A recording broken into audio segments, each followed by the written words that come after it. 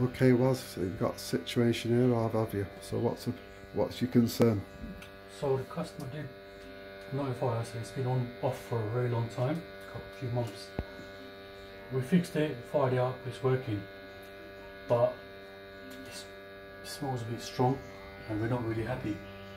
So we're just making sure it's just been turned off for a long time and but there's no danger 21, so we're checking the CO parts per million.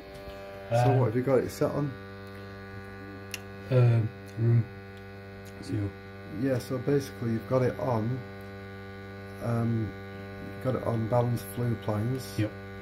And you're checking to make sure there's no CO coming out of this. From the boiler, yes. So it's on 0, your limit's 10, that's going to alarm on 30, but it's okay, there's no fumes coming out there, nothing being detected. So we're just checking it here. Yep. Just checking everything, making sure we're all safe. Yep, customer safe, we're happy. That's it. So this is the standard what you work to. Yep. Okay guys, that's the end of this short video, and we'll see you on the next one.